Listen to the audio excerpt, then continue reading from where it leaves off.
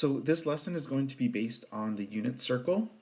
So I wanted to quickly define it as before we just get into the bulk of the lesson. So the first thing we need to know is that the reason why it's called the unit circle is because the radius is 1 unit, right? It has a radius of 1, which just tells me that the radius is 1, all right? So that's why it's called the unit, because it's 1 unit. We know that the angle measurements around the circle, right? If I were to go all the way around the circle, we know that the angle would be 360 degrees. But last lesson we learned that a radian is going to be equal to the arc length, right? It's equal to the circumference of the circle. So it's going to be important for us to know the circumference. That way we can determine what the angles are. So the circumference of a circle, we know that the formula for circumference is 2 times pi times r. So we're just going to go ahead and plug in 1, and we just get 2 pi. All right. So as we construct the unit circle, we are going to break it up into different sections. The first thing we're going to do is we're going to break it up into 8 sections, and we're going to find the measurement of all the angles in both degrees and on the next slide in radians. So let's start with degrees because we're a little bit more comfortable with this. So let's first start in standard position, right? So I want to start here. So this is going to be angle measurement of 0. I haven't moved from standard position. So I want to be able to find the angle measurement from standard position to each one of these sections, right? So from there to there, then I want to be able to find the angle measurement from there to there, and then I want to be able to find the measurement from there all the way to there, so on and so forth until I go all the way around the unit circle. So the easiest way to do this is going to be to find the measurement of just one of these angles. If I can find the measurement of just this piece right here, then I can just go ahead and add that consecutively to get all the angles around the unit circle, right? Since they're all the same. They're all equal since it's broken up into 8 equal sections. So let's go ahead and let's find that. So let's think about it. If we know the entire measurement of the circle is 360, then what could be the measurement of just one angle? So if we know the entire measurement of circle is 360, then if I divide it by 8, then that's going to give me the measurement of just one section. So 360 divided by 8 is 405 degrees. So this is the measure of just one section. Measure of 1/8 of a section, right? Oh, I don't know how to spell eighth. Eighth of a section. Okay, so now we know that here on my unit circle that each of these sections is 45. So if I'm starting here at standard position, then the measurement to this first angle is just going to be a distance of 45 degrees, right? Since that's the measure of all of these, right? So this is just going to be 45 degrees. Now if I travel another 45 degrees, right, if I travel another 45, then now I'm going to get a total distance of 90 degrees. Now if I travel another 45, so all I'm doing is adding 45 consecutively to each of these, right? So 90 plus 45, that's going to give me a distance of 135 degrees. And I'm just continuously adding 45 degrees. Whoops, this was 45. Continuously adding 45 again.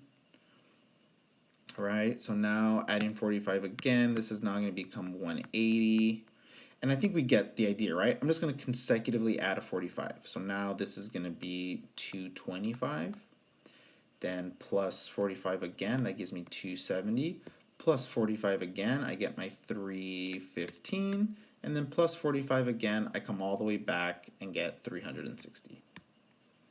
So now I have my all of the sections in degrees. So now let's go ahead and do the radians.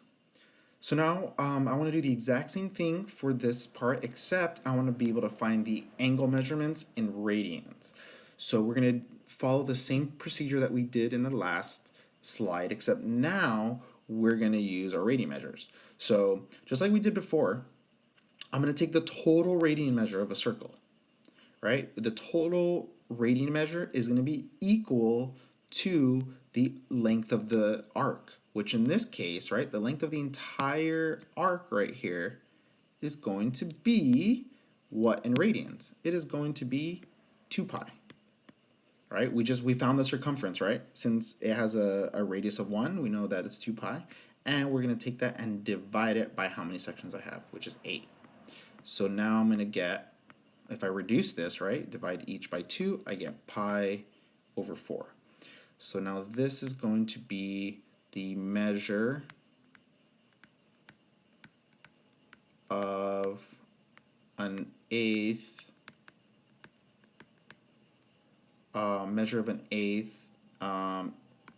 in radians of the circle.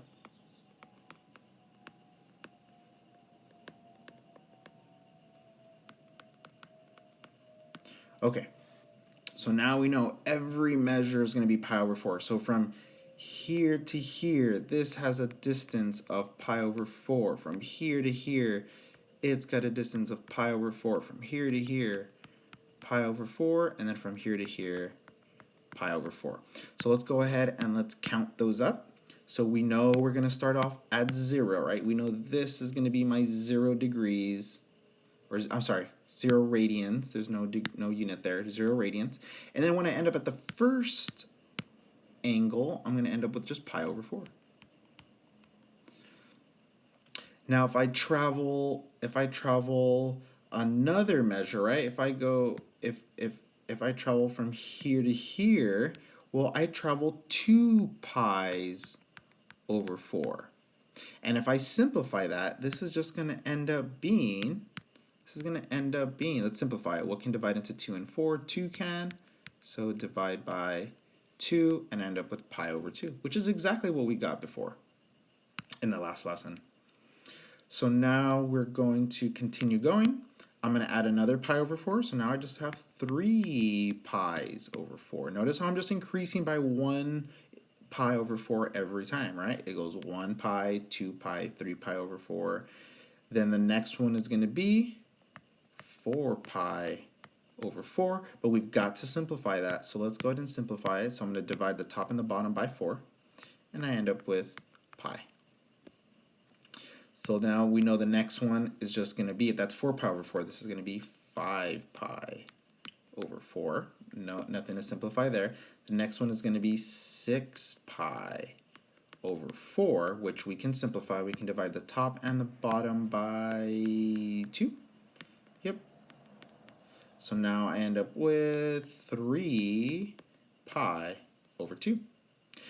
So then the next one, that's 6 pi. This is going to be 7 pi over 4. And then I end up with 8 pi over 4 here, which will be simplified to be 2 pi, which is exactly what the circumference of the circle is, and it's equal to the radian measure. So there we go. Now we have all the sides in radians. Now on the next slide, we're going to break it up into 12 sections and find the angles of those. So we're on the next part of determining the angles in the unit circle. So in this case, we're going to break up the triangles into 12 sections. So we're going to do the exact same process that we did in the last two, but just a reminder that this time we're doing it in degrees. So now I'm going to break this up just the way we did in the last time, right? I'm going to take the total angle measure of 360 degrees, and I'm going to divide it by how many sections we have. This will give me just one angle measurement, or 1/12 of the angle measurement of a circle. So by dividing this, so 360 divided by 12, well 36 can be divided by 12, right? If I ignore the 0. So 36 divided by 12 is 3, and I'm just going to add a 0 to it. Perfect. So now I get 30 degrees. That's the measure in one of these pieces here, right? From here to here is a total measure of 30 degrees. And the same thing from here to here, and the same thing from here to here. So what we're going to do now is we're going to go ahead and label the measure of all the angles. So let's start with 0, right? We know we're going to start here at 0. Then if I go up 30 degrees, now it's 30. If I go up another 30 degrees, now I'm at 60. I go up another 30, now I'm at 90. So I think we get the idea. So 90 plus 30 is 120. 120 plus 30 is 150. 150 plus 30 is 180. 180 plus 30 is going to be 210. 210 plus 30, or I also think about it as 21 plus 3, right? That's just 24. 24 plus 3, that's 27. 27 plus 3, that's just 30. And I'm just adding a 0 to it. 30 plus 3 is 33, add a 0, and then 33 plus 3 is 36, and we add a 0. And there we go. So those are the 12 angle measurements now that we've broken it up into 12 sections in degrees. Let's go ahead and look at the radians now. So in radians, we're going to do the exact same process. Right? We know that the total radian measure of the unit circle is 2 pi. Now what we're going to do is we're going to divide it by 12 sections. Right? I'm dividing it by 12. So if I reduce this fractions, and as we deal with radians, notice that we're going to be using a lot of fractions, right? We're dividing by fractions, we're simplifying, so try to get comfortable with that. 2 divided by 2 is 1 pi. 12 divided by 2 is 6. So now we end up with pi over 6. So the measurement of each piece here, has a total measure of pi over 6. So from here to here, this has a measure of pi over 6. From here to here, pi over 6. Here to here, pi over 6. And then so on and so forth, right? So on and so forth. So let's go ahead and let's find the radian measures for all of these. So if I'm starting here at standard position, then if I go up pi over 6, then I'm at pi over 6. If I go up another measure of pi over 6, that's 2 pi's over 6 that I've gone. I can reduce this, right? Divide the top and the bottom by 2, and I end up with pi over 3. Then I go up another pi over 6. That's 3 pi's over 6's that I've gone up. And now I've got to reduce this. What can divide into 3 and 6? 3 can, so divide by 3, and I end up with pi over 2. I add another pi over 6. That's going to end up with 4 pi over 6. Let's go ahead and simplify that. I can divide the top and the bottom by 2, so I end up with 2 pi over 3. Keep going. This is going to be 5 pi over 6. Right, nothing to reduce there. Keep it going. I get 6 pi over 6, which we can see right away is going to simplify to pi. Keep it going. I get 7 pi over 6. Nothing to simplify there. Keep it going. I get 8 pi over 6, which can be simplified. I can divide the top and the bottom by 2. So I get 4 pi over 3. Then I get 9 pi over 6. Let me scoot this over just a little bit. 9 pi over 6, which is going to be equal to, if I divide the top and the bottom by 3, I end up with 3 pi over 2. Then I get 10 pi over 6.